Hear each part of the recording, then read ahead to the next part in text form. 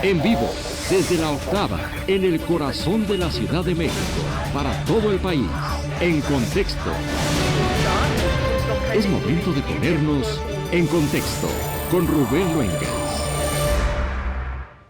El futuro de Julian Assange, de 50 años, está finalmente de manera formal en manos de la ministra británica del Interior, Priti Patel, con fama de ser una verdadera halcón, de los más duros del gobierno de Boris Johnson.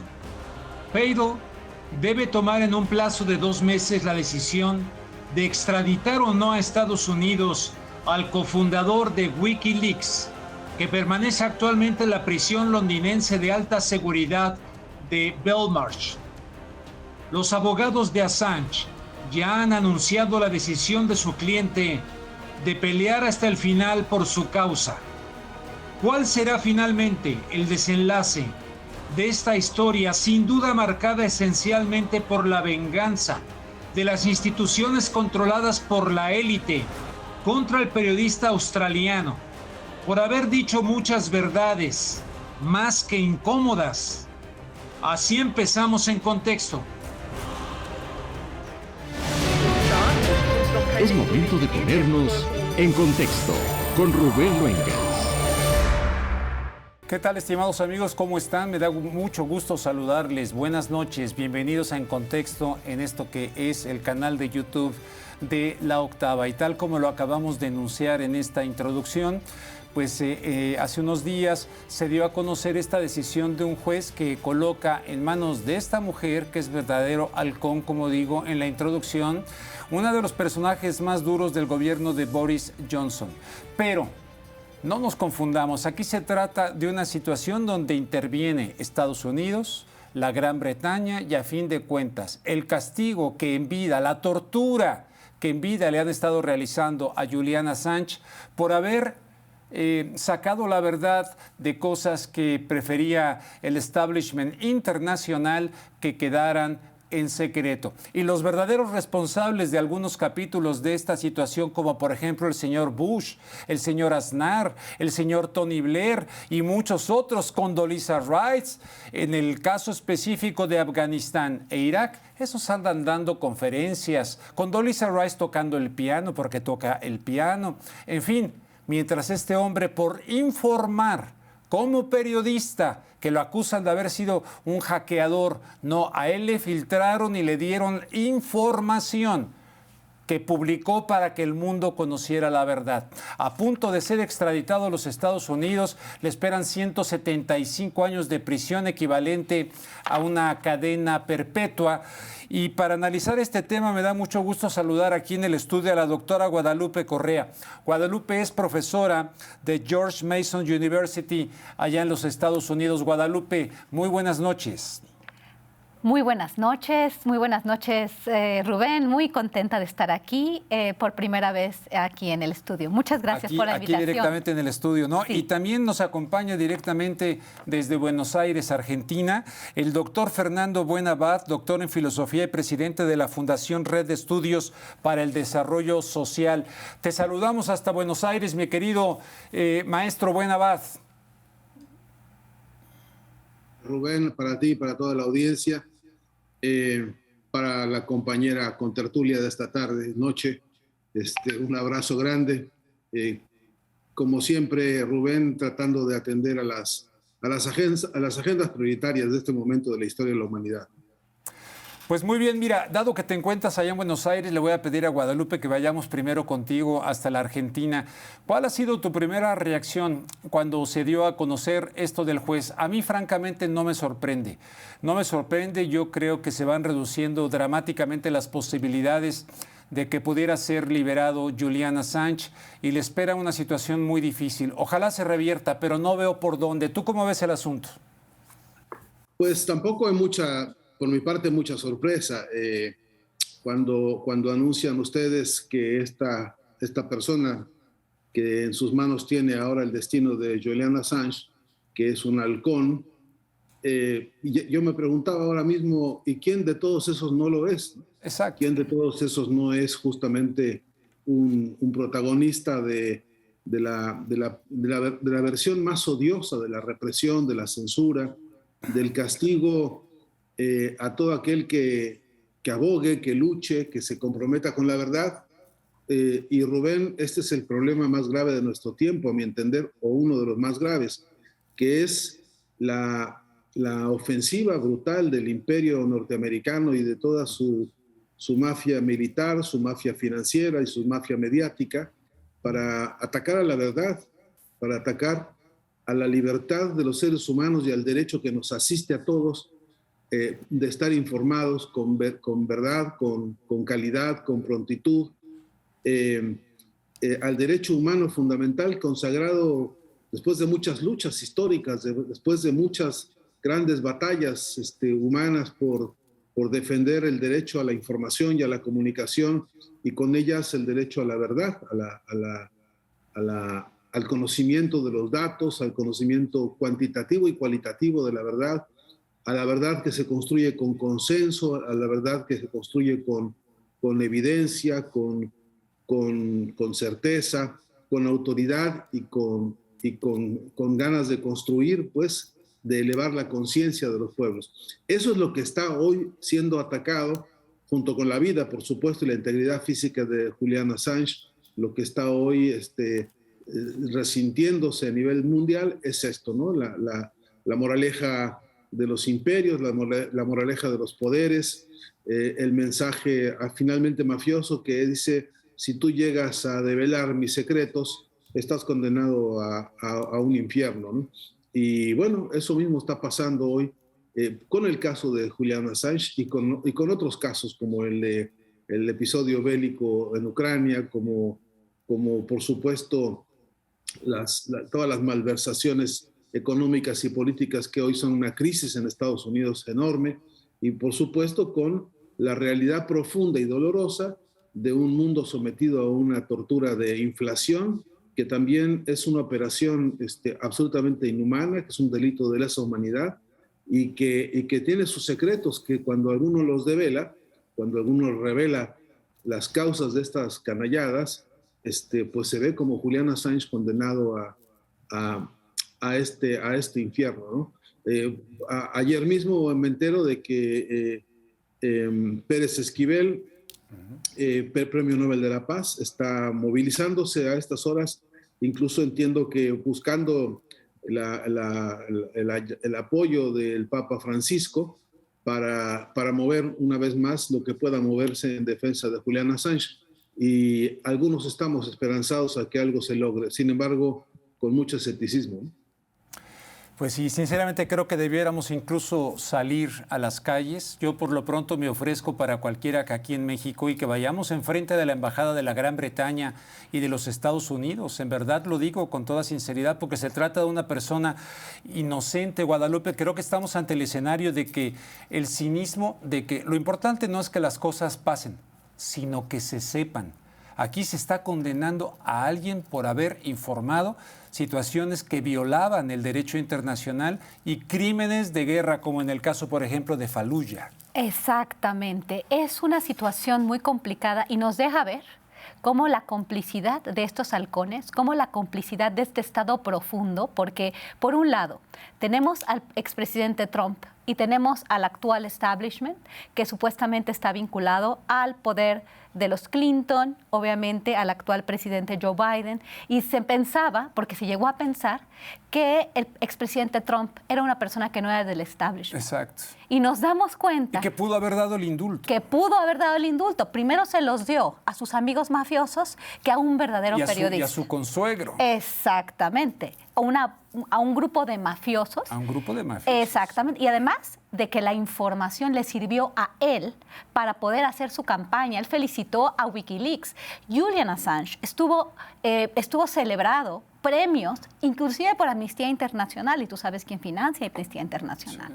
Sí. O sea, sabemos que muchos, The Economist, Amnistía Internacional, el gran periodista premiado, y ahora todos esos grandes poderes se lavan las manos, se echan la bolita unos a los otros, y la cuestión de Trump a mí me llama mucho la atención. Utiliza a Julian Assange para ganar la elección del 2016, entra de presidente al 2017 y los mayores abusos a Julian Assange sucedieron en este tiempo. Tenemos otro actor, tenemos a Inglaterra, siempre operando a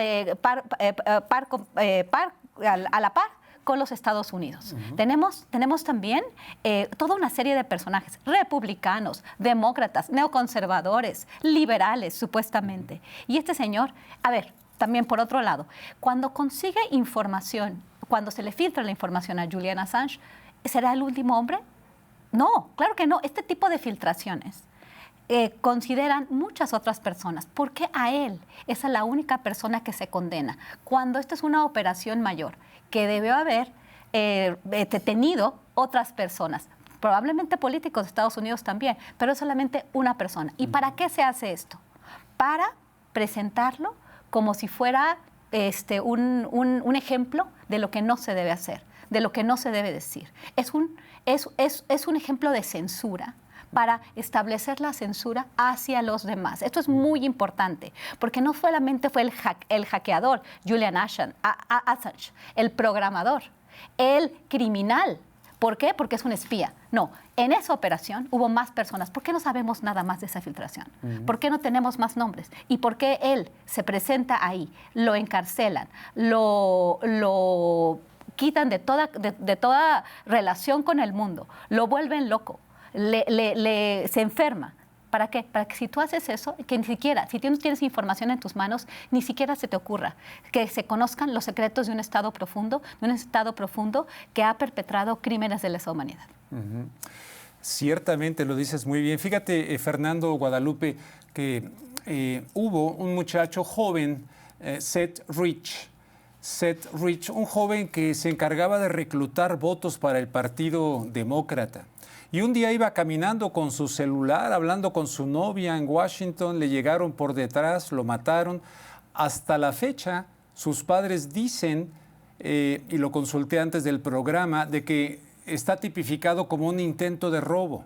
No le robaron ni la cartera a Guadalupe, no le robaron el celular. Y en una entrevista con Sky News, Julian Assange dio a entender que este muchacho estaba en contacto con Wikileaks. Pudo haber cometido el grave pecado de filtrar información de la Convención Demócrata, del Partido Demócrata, y lo mataron. A ese nivel estamos hablando de lo que hay detrás de todo este escándalo, Fernando. Pues es una evidencia más de la increíble fragilidad en la que vivimos, ¿no? Tú, yo y todos nosotros, a los que se nos ocurra algún día decir la verdad, ¿no? A los que un día seamos, por alguna circunstancia, protagonistas de un episodio en el que descubramos información que afecta a los seres humanos, información en la que gobiernos, autoridades o burócratas, como los hay tantos, están operando de manera irregular, de manera corrupta, de manera criminal, incluso contra los pueblos. Información ante la que no te puedes quedar callado y que tienes la obligación humana y ética de dar a conocer. Las razones por las que se criminaliza la figura de Julian Assange pueden ser 1000. Hay incluso cualquier cantidad de inventos que se han producido en torno a su persona, a su historia, a su biografía. Hay una búsqueda incesante de argumentos para criminalizarlo, para condenarlo en lo que se llama la muerte civil, ¿no? La muerte pública. Hay toda clase de patrañas diseñadas incluso por agencias de guerra psicológica para usar este mismo episodio como un disciplinador social, ¿no? Como una especie de castigo colectivo para que a nadie se le ocurra repetir semejantes experiencias. Y yo creo, Rubén, que junto con esta iniciativa que tú planteas de salir e ir a protestar y poner el cuerpo en esta circunstancia, sí, hay que hacer un llamado también a todas las asociaciones y organizaciones de periodistas del mundo, a todas las organizaciones de profesionales de la comunicación, profesionales de la información y en última instancia defensores de los derechos humanos fundamentales como el derecho a la información, llamarnos por un lado, a una autocrítica severa y profunda, porque no hemos sido, creo, suficientemente capaces de construir el gran clamor mundial que necesita este episodio, ¿no?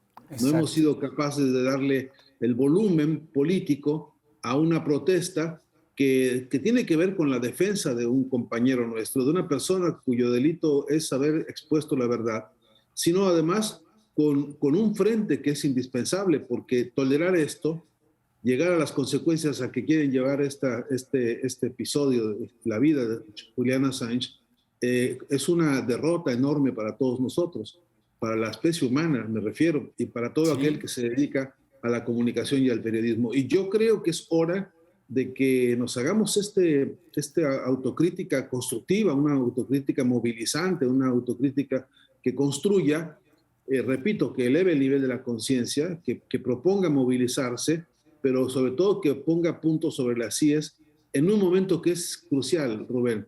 No solo, repito, porque es obligación de todos contribuir a la defensa de la vida de Julian Assange, sino porque el mundo entero hoy está atravesado por una guerra contra la verdad.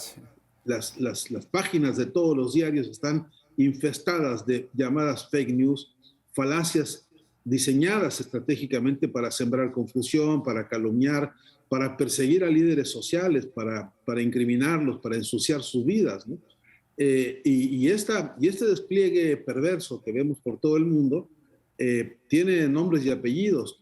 Hoy están en manos de unos cuantos potentados los medios y los modos de producción de semejantes falacias, y no estamos, creo yo, como organizaciones de profesionales, de científicos o de comunicólogos o de periodistas, realmente unidos, realmente organizados, realmente suficientemente indignados y suficientemente urgidos de expresión ética, Rubén, que tanto se ha alejado del mundo de la comunicación la palabra ética. Es la hora, me parece, en que deberíamos con premura, con urgencia, manifestarnos y protestar por esto, ¿no? Pues qué bueno que te gusta la idea, porque de hecho aprovecho de espontáneamente hacer la convocatoria, y lo voy a hacer a través de mis redes sociales, de mi canal de YouTube, el buscar a todo aquel que quiera para organizarnos y por lo pronto, no sé, ir a la embajada británica y estadounidense. Exacto. ¿No? Y personalmente allí estaría, ¿te anotas también? Claro que sí, por supuesto. Sí, porque se le está juzgando, fíjate, por la ley Fernando y Guadalupe de espionaje de 1917, en el contexto de aquella guerra, de la Gran Guerra del presidente Wilson, esa que desempolvaron, que ha estado vigente. Con esa ley se le está acusando a Julian Assange, ley de espionaje en contra de los intereses de Estados Unidos. Exacto. Guadalupe. Exacto, pero de nuevo, es una persona que está siendo presentada para que nadie más podamos hablar, para que tengamos miedo. Y esto es importante. Estaba viendo las imágenes que ahorita estaban presentando sobre su salida de la Embajada de Ecuador. Sí. Fue impresionante porque él no quería salir de ahí. Pienso en otros casos también y en cómo la información se va diluyendo, la información importante. Pienso en John McAfee. Pienso también en Jeffrey Epstein. Los dos murieron, supuestamente se suicidaron en prisión. Gente que tenía información clave de lo mismo que acusan a Julian Assange, de dar información sobre la élite mundial. Y esto es muy importante. Si nosotros no nos movilizamos, si no entendemos, si se nos olvidó que se suicidó John McAfee después de que él dijo... En Barcelona, ¿no? Exactamente. En una cárcel de Barcelona, sí. Y Jeffrey Epstein, con toda la información que tenía, de todos los escándalos de pederastía, de todos los escándalos de trata de personas que vinculaban a una élite mundial. Y mucha gente ya no se acuerda de esto. Y cada vez los medios nos llevan hacia donde ellos quieren. En este momento se va Julian Assange y no, esto es fundamental. Porque entonces cuando llegue información importante sobre la élite, cuando estén envueltos en algún escándalo de pederastía, de pedofilia, de crímenes de lesa humanidad, la conspiración que la información de Julian Assange pudo dar a la luz, porque fue varias conspiraciones de esta élite del poder. y gracias a él lo conocimos, gracias a un trabajo periodístico. ¿Que los periodistas no les filtran información importante y la dan a conocer? Con su nombre. Él fue el fundador y el director de Wikileaks. Wikileaks ha sido una plataforma importantísima en muchos aspectos, inclusive en México. De hecho, el ex embajador estadounidense sale por unos leaks cuando el presidente Felipe Calderón se creía muy amigo de los Estados Unidos, cuando los dejó entrar hasta la cocina, cuando operó la iniciativa Mérida con el gusto y la planeación de los Estados Unidos. Según esto, era una cuestión de Felipe Calderón. Les dio todo, los dejó entrar, les operó su estrategia Kingpin, murieron, han muerto cientos de miles de personas derivado de toda esta militarización. Y además de todo, se dio cuenta Calderón que lo estaban criticando en los cables de Wikileaks. Y ahí fue donde pide la salida de Carlos Pascual. Entonces, los Wikileaks, estoy hablando solamente del caso de México, en un pequeño episodio en el cual se sabían cómo las élites se manejan, la verdadera conspiración. Sí, cuando hablas de esa es la verdadera conspiración, la conspiración desde la élite, y lo supimos gracias a Wikileaks. Y por eso, y todo lo que se ha aprendido de cómo se maneja el poder, de cómo funciona el Estado profundo.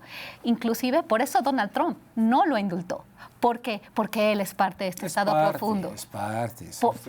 Totalmente. El director de la CIA, que luego fue el secretario de Estado. O sea, realmente todos ellos se vincularon también para que este señor recibiera su merecido, el merecido que ellos quieren que recibamos todos. Y claro que estoy muy de acuerdo en que todos salgamos y que no se nos olvide y que se vea, porque hoy es él, mañana puede ser tú, puedo ser yo, podemos ser todos los comunicadores en el mundo. Exactamente, no nos podemos quedar callados. Me quedan 4 minutos. ¿Qué te parece si voy con Fernando a Buenos Aires? Y lo que tú quieras decir, aunque yo quiero destacar, porque lo voy a tener en breve aquí, a Fidel Narváez, quien era cónsul del Ecuador en la embajada donde se le brindó asilo a Julian Assange, incluso la nacionalidad, hasta que llegó Lenin Moreno, un infiltrado traidor, ¿verdad?, que puso a Julian Assange en las manos de estos opresores de la élite. Fernando, lo que tú quieras decir en ese contexto en 2 minutos, y luego Guadalupe Correa, por favor. Bueno, para lo urgente, solamente, Rubén, me sumo a tu iniciativa desde ya, en lo que yo pueda desde Buenos Aires, y también en Buenos Aires, profundizar, ampliar, enriquecer esta denuncia. Y una última cosa que me parece indispensable. A veces para ciertos sectores, ciertos públicos, el concepto de Wikileaks es un poco, me parece, ajeno, distante, difícil de comprender. Y hay que traducir, me parece, con mayor precisión esto. Son mensajes que transitaron por las redes internas de muchas embajadas, por las redes internas de los gobiernos, mensajes en los cuales se hablaba y se decía de un conjunto de canalladas políticas que se estaban cometiendo desde los núcleos más corruptos a veces, de esos manipuleos de la llamada política, que en realidad no es más que la corrupción que ha inundado a los estamentos de poder por todo el mundo. Hay que decir que el mayor odio, el mayor resentimiento de esos sectores de las mafias del poder y de la corrupción es que quedaron al descubierto. Los llamados Wikileaks, esto que dio a conocer a Assange, esto que no se le perdona a Assange, es justamente haber desnudado en su mayor putrefacción las maneras y los modos en que se comunican estas mafias del poder que están regadas por todo el mundo y están metidas en las manos de todos, ¿no? Ahí difícilmente se escapa alguno, porque el que no recibió, compartió, silenció, borró, hizo, etcétera, y es una red compleja en donde se ve eso, la putrefacción de esa concepción de la política que básicamente se maneja como mafias. Y eso es por lo cual, por haber denunciado, mostrado, exhibido esto, es por lo cual la vida de Julian Assange está en riesgo, y es por lo que yo me sumo, y debemos protestar todos, ¿no? Guadalupe Correa. Sí, claro que sí. Bueno, a mí me llama mucho la atención. Quería seguir con lo que se acaba de decir, que me parece muy importante. Estas mafias. Por ejemplo, me puedo pensar, por ejemplo, en lo que aprendimos de Hillary Clinton. esta traición a la patria supuesta que perpetraron estos líderes, ¿no?, de las naciones más importantes del mundo, Hillary Clinton, Donald Trump, el 6 de enero. ¿Por qué ellos no están en prisión? Cuando supuestamente lo del 6 de enero es grave. Y Donald Trump está contento, feliz, sigue jugando golf y sigue hablando en los rallies del Partido Republicano. Sí. Por el otro lado, Hillary Clinton ahorita es de la élite política en los Estados Unidos, en todo el grupo de demócratas. Cierto, Hillary odia a Julian Assange, lo odia de manera muy personal. Pues claro, porque gracias a él no ganó la selección, no ganó las elecciones del año 2016. Pero de cualquier forma, es una élite mafiosa, donde ellos están perfectos. Ellos supuestamente traicionaron a su país, compartiendo información, llevándose servidores fuera de los Estados Unidos a sus cuestiones privadas. Y por el otro lado, una persona planeando un conflicto, ¿no?, tan importante dentro del Capitolio. Entonces, ¿qué pasa? ¿Por qué Julian Assange está a punto de morir? Morir loco, morir aislado y quizás suicidado, ¿no? Quizás pueda llegar a suicidarse como se suicidó John McAfee, supuestamente, y Jeffrey Epstein. Todos ellos saben muchas cosas. O los suicidaron, yo creo que los suicidaron, y eso pudiera llegar a ocurrir en este caso. Guadalupe, te agradezco mucho tu presencia en Contexto aquí en La Octava. Fernando Buenabad, un fuerte abrazo hasta Buenos Aires, Argentina, y me sigues debiendo un vino de Mendoza, pero tengo que ir hasta allá. Ya lo tenemos listo. Ahí lo tienes guardado. Te mando un fuerte abrazo hasta Buenos Aires, Argentina. Fernando Buenabad, muchísimas gracias. Gracias a la doctora Guadalupe Correa.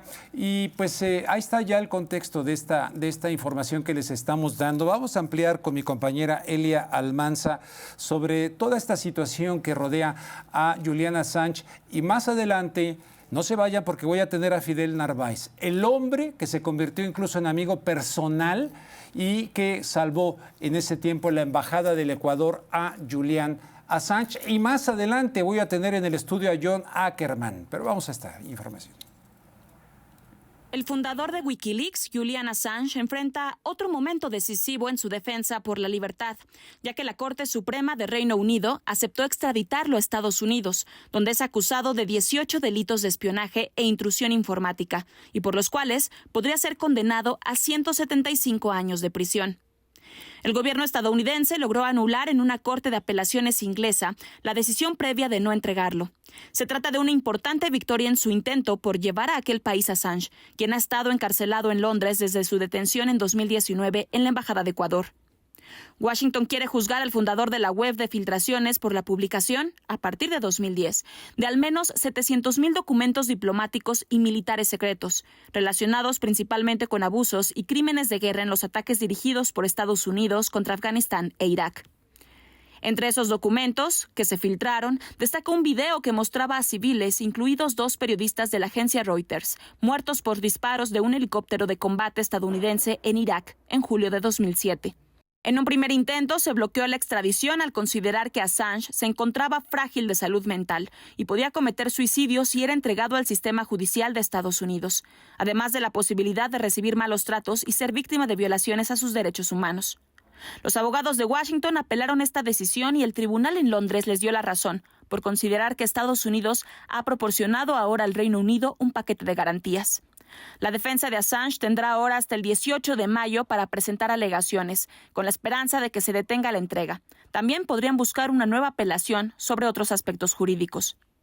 Pero, ¿quién es Julian Assange y cómo llegó a este momento? Nació el 3 de julio de 1971 en Australia, tiene 50 años, estudió física e informática y ganó popularidad en 2010 cuando comenzó la filtración de documentos. En 1999, Assange registró el nombre del dominio wikileaks.org, pero lo empezó a usar hasta el año 2006, luego de que el sitio web ya era un lugar seguro para los denunciantes, específicamente para aquellos que quisieran brindar documentos secretos para su difusión pública. En agosto y septiembre de 2010, Julian Assange fue acusado y arrestado en Suecia por presuntos delitos de violación en el caso de Anna Ardeen y el supuesto acoso sexual de Sofía Weilen. Una de las acusaciones fue retirada años más tarde, mientras que Assange señaló que se trataba de una trampa para entregarlo a Estados Unidos por los documentos filtrados. En junio de 2012 se refugió en la Embajada de la República de Ecuador en Londres, Inglaterra, y solicitó asilo político. El gobierno ecuatoriano consideró que la vida de Assange peligraba con una hipotética extradición a Estados Unidos, por lo que le otorgó el asilo. Durante 4 años, Julian estuvo refugiado en Reino Unido y sin reflectores, hasta que en 2016 empezó a emitir opiniones políticas sobre las elecciones en Estados Unidos y en 2017 sobre el proceso de independencia de Cataluña. En 2018, el expresidente ecuatoriano Lenín Moreno reconoció que el asilo político de Assange le causaba más de una molestia a su gobierno. En 2019, Ecuador deja de dar asilo a Assange. Posteriormente, fue detenido por las autoridades británicas dentro de la Embajada del Ecuador en Londres. Tras la victoria parcial que representa para Estados Unidos la posible extradición de Julian Assange, organizaciones como Amnistía Internacional y Artículo 19 se han pronunciado por su libertad, que se le retiren los cargos y se le brinde protección ante una extradición que representaría graves violaciones a sus derechos humanos. Para La Octava, Elia Almanza. Gracias a Elia Almanza por esta nota. En este momento me enlazo directamente desde Londres, Inglaterra, con Fidel Narváez. Fidel Narváez, excónsul del Ecuador en Londres y amigo personal se convirtió de Julian Assange, quien evidentemente ha estado muy pendiente de todo este asunto y fue un amigo en serio, porque gracias a él, bajo la administración de Rafael Correa en el Ecuador concretamente, pero gracias a Fidel Narváez fue que Julian Assange pudo tener ese respiro dentro de la Embajada del Ecuador en Londres. Fidel, me da mucho gusto saludarte, muy buenas noches. Buenas noches, Rubén, el gusto es mío, siempre a la orden. Gracias. Pues tú eres muy humilde, eres muy sencillo, pero comparte nuevamente en este espacio cómo fue que Julian Assange pudo estar en la embajada. Tú fuiste el operador de eso, Fidel. Bueno, sí, la historia me dio ese privilegio, ¿no? Y un año antes de que Julian solicite formalmente asilo a mi país, yo ya había entrado en contacto con él, porque mi gobierno fue el único gobierno en el mundo, creo yo, que le pidió a Wikileaks abiertamente que liberase todos los cables diplomáticos que se referían a mi país, ¿no? En un momento cuando los cables se estaban publicando paulatinamente en acuerdos con diferentes medios alrededor del mundo. Y eso fue el inicio de una relación de Wikileaks con el Ecuador, pero a la vez una relación personal de mi persona con Julian, que luego ayudó, por supuesto, esa relación para que él obtenga el asilo de mi país. Sí. De hecho, pues tú te convertiste en amigo, llegaron a intercambiar muchas cosas, pero alguna vez en una entrevista me decías que tú eras testigo de cómo prácticamente lo querían torturar y destruir emocionalmente, psicológicamente. ¿Cómo estará ahora emocionalmente él? Que ni siquiera le permitieron celebrar como se debiera su enlace con Estela, que había sido su abogada. ¿Cómo se encontrará psicológicamente Julian Assange? Tú que lo conoces perfectamente bien. Yo estoy muy preocupado solamente por el destino de Julian, porque cada vez es más inminente esa extradición que equivale a la muerte de Julian. Pero estoy preocupado obviamente por su estado de salud, tanto físico como espiritual, como mental, porque estamos arrastrando 12 años de una persecución feroz, ¿no? 12 años de privación de libertad en diferentes condiciones, 7 de ellos encerrado en una embajada, ¿no? Que lo protegió durante los primeros 5 años, que trató de darle todas las protecciones que se le tienen que dar a un asilado, pero que eran condiciones logísticas muy difíciles, muy difíciles. Y ya luego, tú has mencionado, en el último periodo, cuando cambió el gobierno de mi país, cuando fuimos traicionados todos los ecuatorianos, y eso se reflejó luego en la traición a Julian del nuevo presidente, ¿no? En ese entonces se transformó esa embajada en una cárcel, ¿no? Y ya en un espacio de de acoso, de hostigamiento y básicamente de tortura. Esto dicho por el relator de las Naciones Unidas sobre la tortura, que ha defendido el caso de Julián, toda vez que fue apresado por los británicos gracias a la traición del Ecuador, y toda vez que ha sido examinado Julián Assange por los mejores especialistas en la materia. Entonces, el diagnóstico es secuelas de esta persecución judicial, mediática, política, que se traducen en tortura psicológica, ¿no? Tortura psicológica. Ese es el diagnóstico de los especialistas, que luego se refrenda todavía más en el juicio de extradición, donde hay peritos médicos, ¿no? Que a pedido de defensa y de fiscalía emiten su diagnóstico sobre la situación emocional, psicológica, mental de Julián Assange, y el diagnóstico de ellos es de que él está corriendo un altísimo riesgo de quitarse la vida, de suicidio, ¿no? Entonces, cada día que pase dentro de una prisión de máxima seguridad, donde están criminales, terroristas, personas que son un peligro para la sociedad y que están cumpliendo una sentencia con la justicia, mientras que aquí tenemos a alguien que no cumple una sentencia, que no ha cometido ningún delito ni ha sido condenado por ningún delito. Exacto. Y que es claramente un preso político. Cada día que pase ahí se sigue agravando su situación de salud. Fidel, estoy convocando, y surgió espontáneamente con Guadalupe Correa y con Fernando Buenabad en el contexto de este programa al inicio. Estoy convocando y voy a convocar, y ojalá también te sumes, a que diferentes organizaciones en México, en el extranjero, en tu país, en Ecuador, por lo menos en el ámbito mexicano, podamos no quedarnos nada más con los brazos cruzados o haciendo programas de televisión como este que evidentemente sirven. Pero estoy convocando voy a ver cómo lo organizo, pero yo quiero ir ante la Embajada de la Gran Bretaña en México y ante la de Estados Unidos, porque algo se tiene que hacer.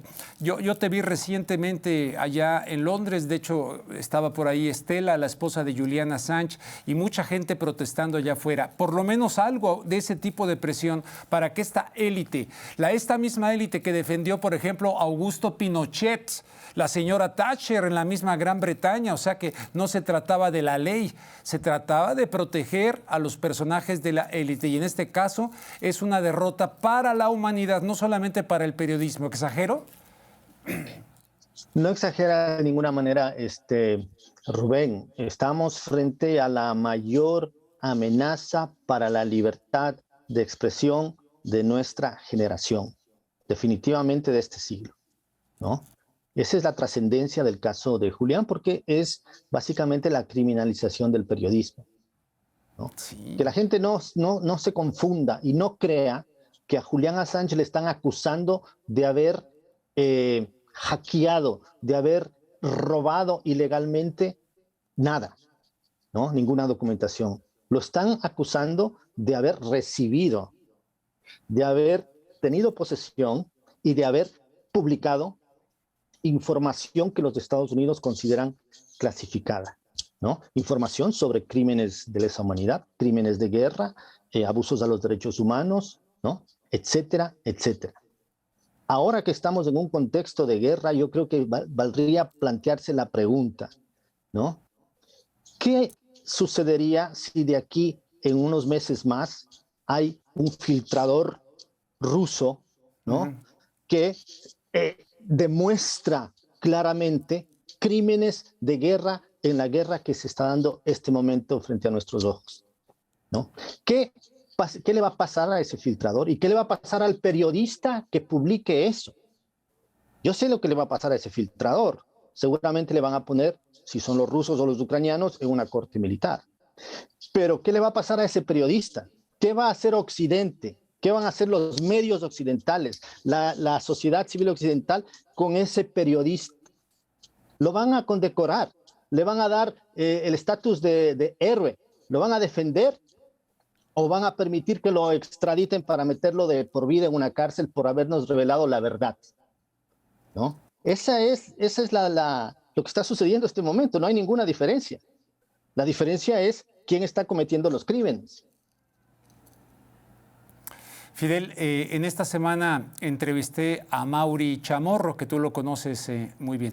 A Mauri Chamorro, y a Mauri Chamorro me dijo, oye, Fidel es la persona adecuada para hablar acerca de este tema, porque no solamente ayudó a Julian Assange, y me dio a conocer algo que yo francamente desconocía y te lo quiero preguntar, que tú ayudaste a Edward Snowden también.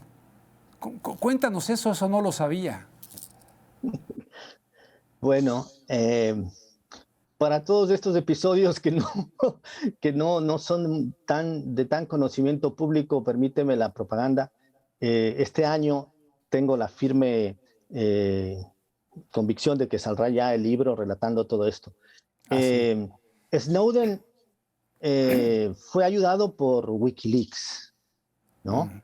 Para poder justamente escapar de esa persecución de la mayor potencia militar a quien Snowden también humilló, ¿no?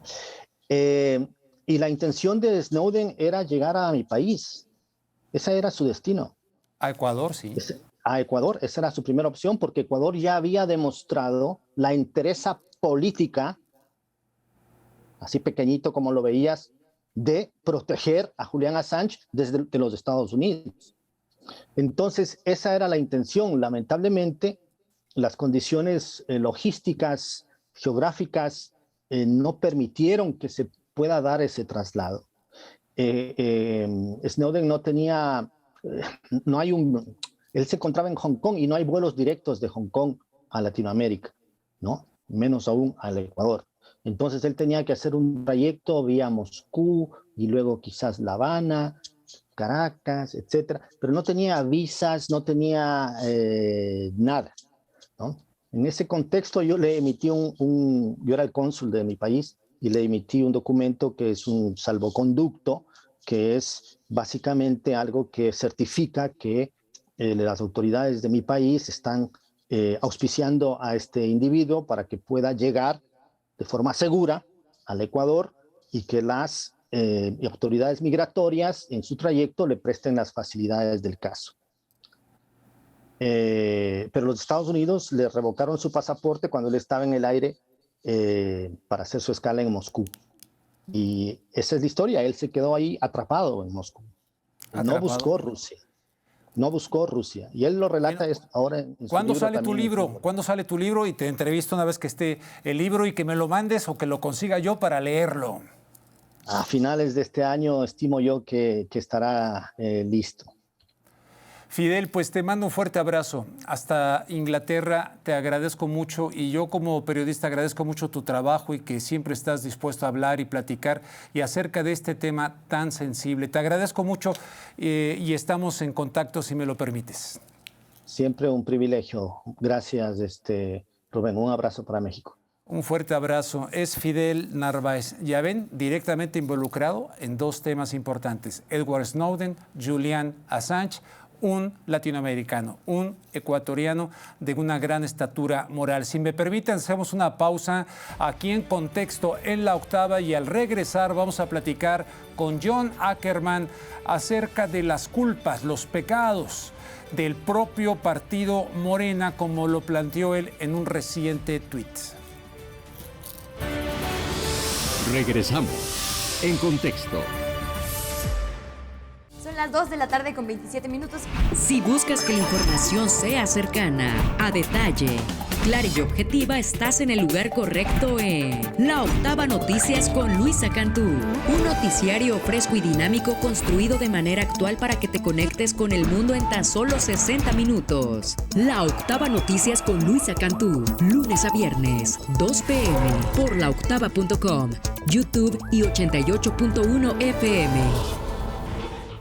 El enfoque periodístico hecho por y para la gente están en La Octava Noticias con Jesús Escobar. Los crímenes en contra de periodistas, ¿qué es lo que pasa a su alrededor?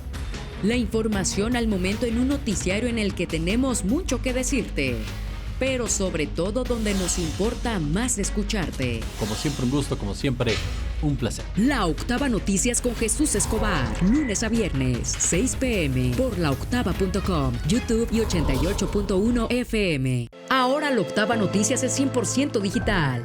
Sigue a El Octágono con Hernán Gómez. De hecho, he trabajado con el PRI, con el PAN. ¿Con Morena no? No. ¿Trabajaría? No. A través de nuestro sitio web y canal de YouTube. Veamos algunos de estos coaches, vendedores de espejitos, que los jueces no han estado de su lado en esta operación de justicia para Chihuahua. Todos los domingos a las 8:30 p.m. La Octava. Periodismo de verdad. Continuamos en Contexto. Estamos de regreso, amigos, después de haber abordado en esta primera parte del programa todo el asunto de Julian Assange con estas diferentes voces. Ahora vamos a un asunto nacional y concretamente del partido Morena. Y más concretamente todavía de algo que ha publicado recientemente John Ackerman, pero de cara también a una convención de Morena y un movimiento al interior de Morena para que nos explique qué está pasando en este partido. John Ackerman, muy buenas noches, gracias por estar en Contexto aquí en La Octava. Un enorme gusto, estimado Rubén, como siempre, estar contigo. Me gustaría compartir un tuit con la audiencia que tú publicaste, y lo vamos a poner en pantalla. Aquí está, dice, ya basta de culpar a los demás, eso me gusta, y luego una cara de enojado. Hay que asumir nuestra responsabilidad en los retrocesos recientes por tolerar un líder gris, órale, ilegítimo y neoliberal como Mario Delgado al frente del partido de Morena. Y abajo una foto pues muy comprometedora con el señor Claudio X González, ¿no? Sí, y un link a la columna, hay un artículo completo. Hay un artículo, hay un link, efectivamente. Este lunes en la jornada. A ver, dinos, ¿qué está pasando al interior de Morena? Qué bueno que exista todo esto y se ventile todo esto, porque vaya, el señor Delgado, a mí nunca se me ha olvidado que votó a favor del Pacto por México. No, fue un aguerrido defensor del Pacto por México. Esa foto, por cierto, es absolutamente verídica.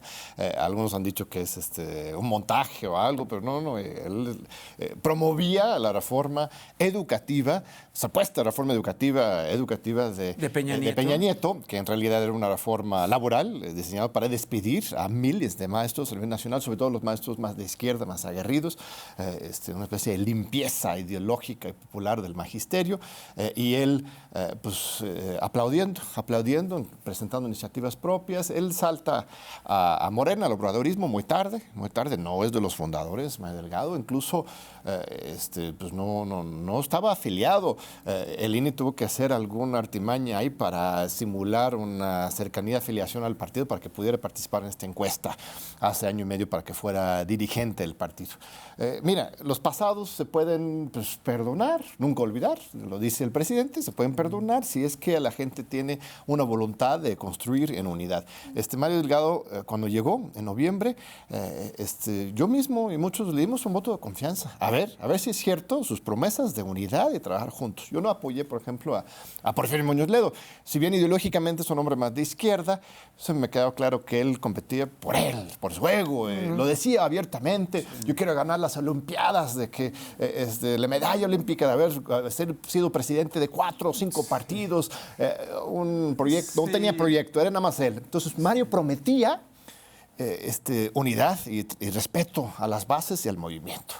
Pero muy rápidamente, yo creo que en cuestión de unas semanas, ¿no? Ya en el poder, ya con su tabique, un despotismo, una violación general de los estatutos de Morena, una falta de respeto para la militancia. Y alineado con Marcelo Ebrard, ¿no? También, pero fíjate que eso se puede entender, ¿no? Tiene sus preferencias, viene de ahí. Fue secretario de Finanzas cuando se construyó la línea 12 en la Ciudad de México. Eso es claro, es un ebrardista.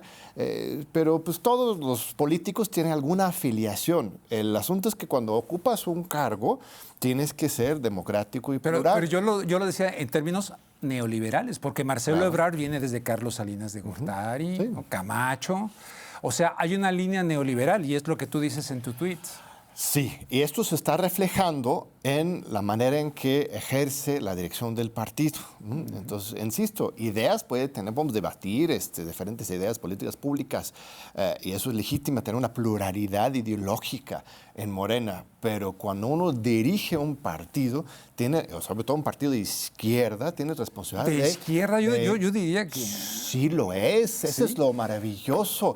He estado dando una gira por todo el país dentro de esta Convención Nacional Morenista, visitando pues, casi todos los estados. Tenemos presencia en 27 estados, con consejeros nacionales, más de 200 consejeros nacionales y estatales de Morena están participando en esta Convención Nacional Morenista. Se han hecho ya 25 foros locales. En las próximas semanas vamos a estar haciendo una docena más. Mañana mismo en Toluca, les invitamos, en la Plaza Central, la Madre Central, ahí donde está la estatua de Cuauhtémoc, desde las 9 de la mañana.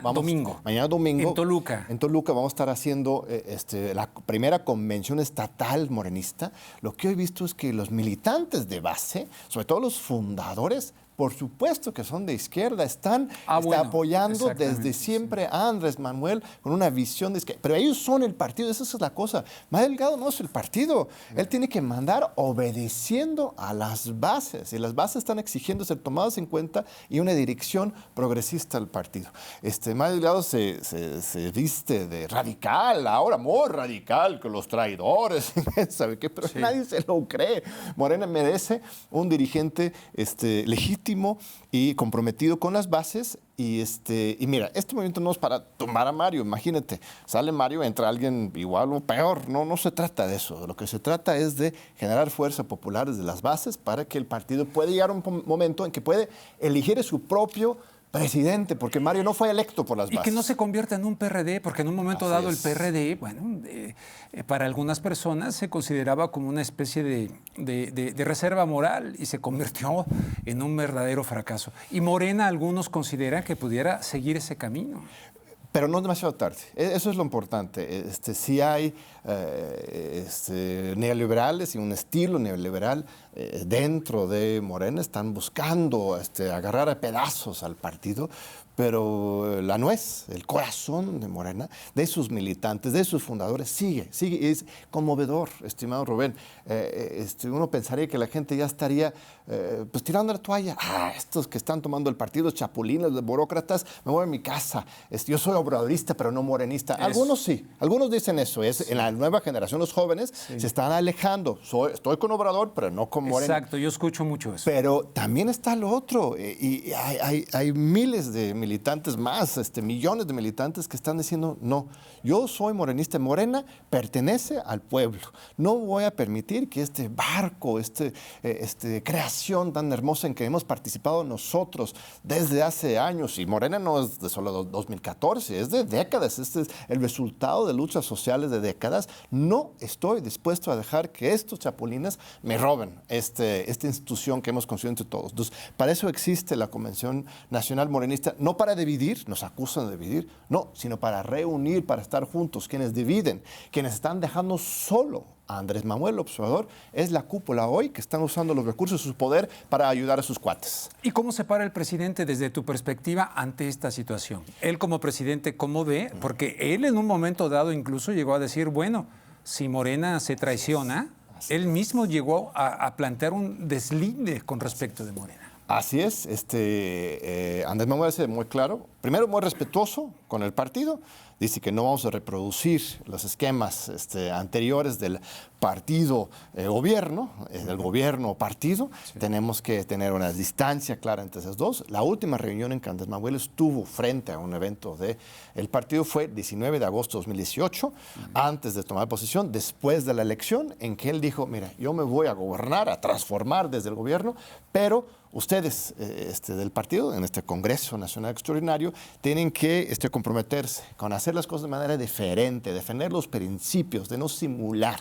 En ese Congreso Nacional Extraordinario, por ejemplo, se aprobó el artículo 6 bis. El artículo 6 bis, a propuesta del presidente, por unanimidad de la Asamblea, dice que quienes quieren aspirar a ser candidatos de Morena a un cargo de elección popular o quienes quieren gobernar dentro del partido para algún cargo de Morena, tienen que ser considerados su trayectoria ética, su trayectoria política, experiencia en la lucha social. Este es el artículo anti-Lili Telles.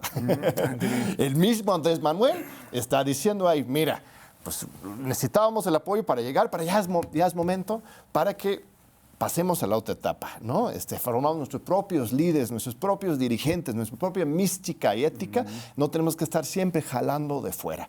Esto no se ha cumplido, estimado Rubén, y estamos exigiendo que sí se cumpla con los estatutos, que sí se cumple con la instrucción y el ejemplo de Andrés Manuel López Obrador. Ahora, estamos en una coyuntura pues muy particular, porque en tiempos políticos de aquí al 2024 y la siguiente elección, bueno, eso lo vamos a tener a la vuelta de la esquina cuando empiecen las campañas y quiénes son los candidatos. Entonces, esta convención morenista que tú estás encabezando, con personajes que yo encuentro congruentes como Paco Ignacio Taibo, etcétera, que han defendido siempre... Jesús Rodríguez, Víctor Toledo, Padre Solalinde, el Padre Solalinde, Bernardo Batis, Enrique Semo, fundadores, Jaime Cárdenas. Jaime Cárdenas, que él va a estar. No fue muy bien tratado en el gabinete, pero es un obradorista de cepa y es de los fundadores y los mejores conocedores de la democracia participativa en este país. Él va a estar justo en Toluca mañana. ¿Cómo va a irrumpir esto en los procesos internos? Evidentemente, como tú dices, la grilla, ¿no? La grilla, quienes buscan el poder y buscan que un partido sea una agencia de colocaciones. Es justamente lo que estamos buscando, es fortalecer el partido antes de que llegue esta tormenta. El próximo año, 2023, bueno, ya de por sí las ambiciones se desbordan desde ahorita, pero en 23... va a ser pura ambición, ¿no? Entonces, si en 22, ahorita, no tomamos estos pasos firmes para defender la militancia y los estatutos del partido, para 23 las tormentas van a llegar a despedazar. A despedazar, así exactamente. Y va a ser puro repartidera, como lo fue ya en 21, ¿eh? En 21 ya fue repartidera de parte de Mario Delgado, sus cuates de las candidaturas, ¿eh? Eso todo el mundo lo sabe, todo el mundo lo vio, y muchos fuimos muy disciplinados durante el proceso electoral, pero terminada la elección empezamos a trabajar en este proyecto, y estos intelectuales, escritores que estamos ahí, no estamos para encabezarlo, lo que estamos es intentando abrir un espacio, ¿no?, para que la militancia misma a nivel local y desde las bases realmente puedan surgir y ellos mismos dirigir el movimiento, porque han sido aplastados y humillados. No estamos buscando algún cargo, yo no estoy disputando la presidencia de Morena, tengo mi trabajo en la universidad, en los medios, tú sabes, es un trabajo muy desgastante, lo hago en mi tiempo libre, por desesperación, por coraje, porque veo que están a punto de robarnos este instituto político tan bonito y tenemos que generar espacio para que los militantes de las bases gobiernen este partido, el poder popular, que siempre fue el proyecto de Morena. Oye, tú siendo originalmente estadounidense, ¿en qué momento te surge y de qué manera esta pasión por lo mexicano, por la política en México, incluso por un pensamiento de izquierda? Sí. ¿En qué momento? A nivel personal, ¿cómo fue tu proceso? Mira, Rubén, tú conoces muy bien la cultura política en los Estados Unidos. ¿Cuántos años estuviste en Los Ángeles? 18 años. 18 años. No me puedes decir que ahí hay mucha sofisticación política allá. No. Yo creo que... Gore Vidal me dijo, mire, no se confunda, aquí nomás hay un partido político. Así es. Con dos alas, y las dos alas son derechas y todo lo demás es literatura. Así es. Es un escenario político árido, sí, aburridísimo, no pasa nada ahí. Sin verdadera izquierda. O si ocurre algo es a la derecha. Si ocurre algo es a la derecha. Newt Gingrich, Donald Trump. Sí. A la izquierda hay, en las nuevas generaciones, algo está pasando. Bernie Sanders, Alexandria Cortés, está empezando a pasar algo. Pero mi juventud, ¿no? Bueno, tenía 19, 20 años, me enfrento a una situación terrible, la guerra del Golfo, el gobierno de Bill Clinton. Llego a México a los 19 años. El zapatismo, la transición democrática, aquí es donde realmente se está haciendo historia, aquí es donde está construyendo una verdadera democracia participativa.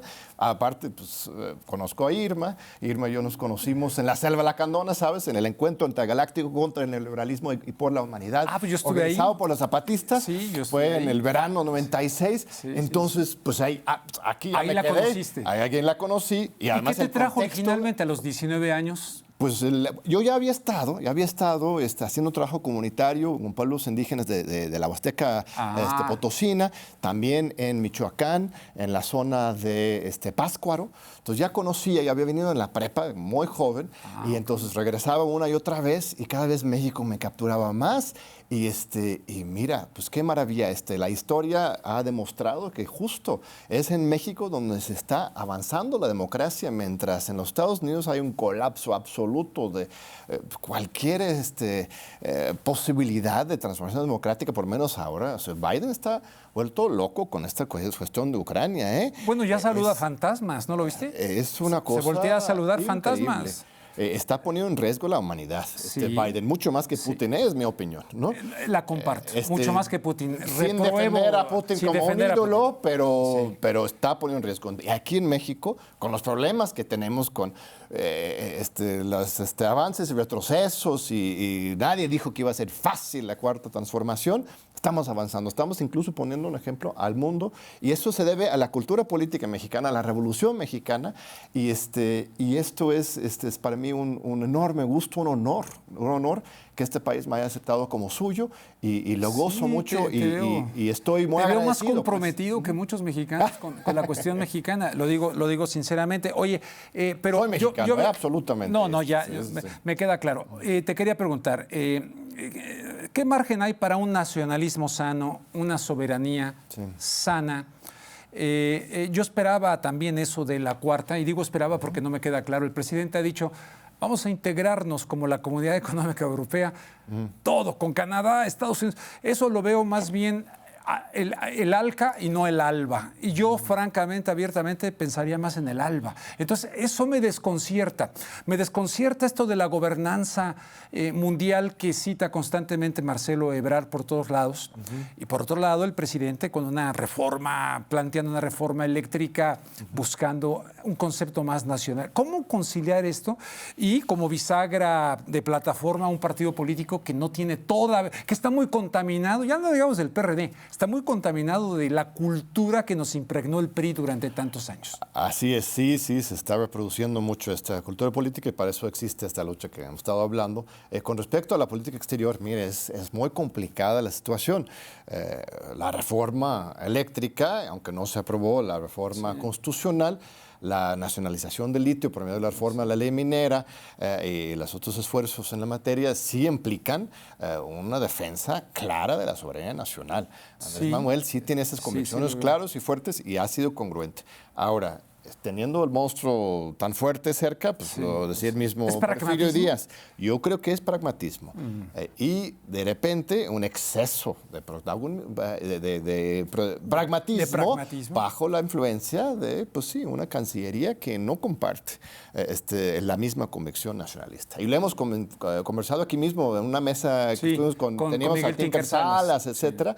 De repente también a mí me preocupa estas declaraciones de exceso de cercanía con los Estados Unidos en su guerra contra China. O sea, México no tiene para qué comprar un pleito con China. Y ahí veo la voz de Cancillería ahí influyendo, y me preocupa esa parte. Pero como con Jorge Castañeda, que nos quería involucrar a comprar los enemigos. Exacto. ¿No? En su momento de Bush. Entonces ahora igual. Eso es un error. No tenemos para qué estar comprando los pleitos geopolíticos de Washington. Podemos tener una posición digna, tampoco tenemos que estar de buscapleitos, ¿no? Por supuesto que con los Estados Unidos. No nos conviene en la frontera. O sea, tenemos que ser muy diplomáticos. La visita que hizo Andrés Manuel a Washington con Trump fue ya hace año y medio. Espectacular, Sí. Publicó un artículo ahí en Washington Post que lo demuestra con toda claridad. Ahí es Andrés Manuel muy digna, en su mejor en eso. Pero de repente como que sí siento que el discurso se equivoca en eso cuando se acerca demasiado a Washington.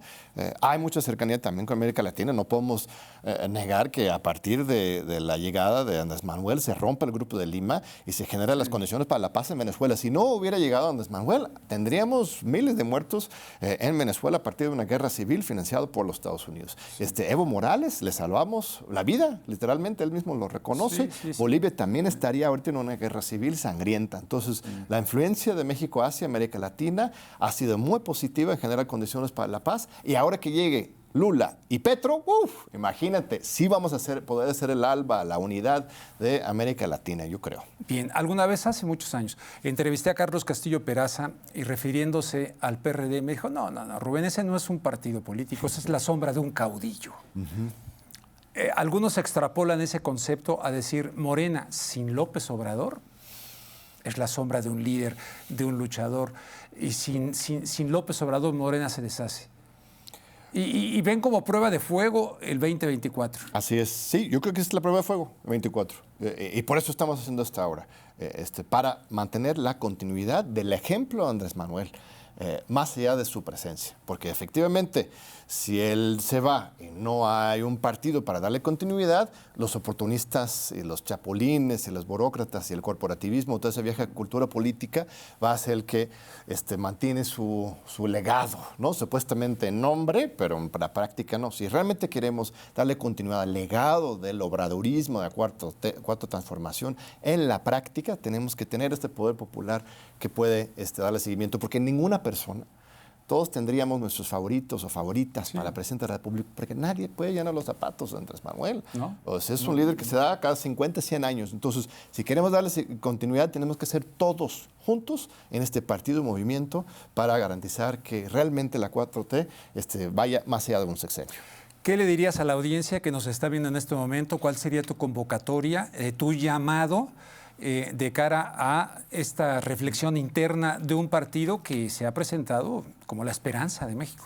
Pues que participen en el partido y en este esfuerzo de la Convención Nacional Morenista, que no solamente es para los afiliados, militantes del partido, sino para la ciudadanía en general. Este domingo 24, desde las 9 de la mañana, está el registro y las mesas empiezan a las 10 de la mañana en la Plaza Central de Toluca, del Estado de México. Ojalá vengan muchos a participar, no solamente para escuchar discursos, es para participar en 8 mesas de trabajo, construir propuestas e ideas para reencauzar a Morena por la vía institucional. Y después vamos a estar el 30 de abril en Benito Juárez, la delegación de la alcaldía de Benito Juárez, el 1 de mayo en Yucatán, el 7 de mayo en Durango, el 8 de mayo en Parral, Chihuahua, el 14 en Querétaro, el 21 en Veracruz, el 22 en Puebla, el 29 en Nuevo León, el 12 de junio en Jalisco, por ahí va a ser tan decidido todavía el 25, el 26 de junio en Baja California, viene en camino también Aguascalientes, Michoacán, Guerrero, Hidalgo.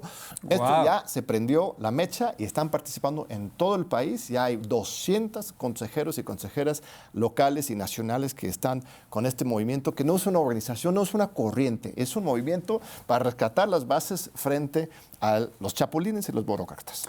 Pues te agradezco mucho tu presencia esta noche de sábado aquí en Contexto en la Octava. Ahí está la reflexión, me parece muy importante para la vida, no solamente de Morena como tal, necesitamos partidos, porque pues del lado de la oposición a Morena pues no hay un proyecto, no hay una propuesta clara más allá de la adversión, del antagonismo. Te agradezco mucho, John. Al contrario, aquí Rubén, un honor y un gusto estar aquí. Gracias. Bueno, pues estimados amigos, esto ha sido todo por esta noche de En Contexto aquí en La Octava. Les invito para que me acompañen el próximo sábado y me voy a despedir con un pensamiento precisamente de Julian Assange, dado que abordamos gran parte del programa en torno a esta personalidad. Cada vez que somos testigos de una injusticia y no actuamos, somos más pasivos ante su presencia y con ello podemos llegar a perder toda habilidad para defendernos y para defender a quienes queremos. Julian Assange. Con esa frase de este hombre nos despedimos y les espero el próximo sábado, 8:30 de la noche, en este mismo espacio. Gracias.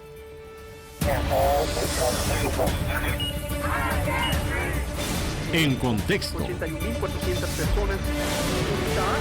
noch keine Immunität der Bevölkerung. En contexto con Rubén Luenga.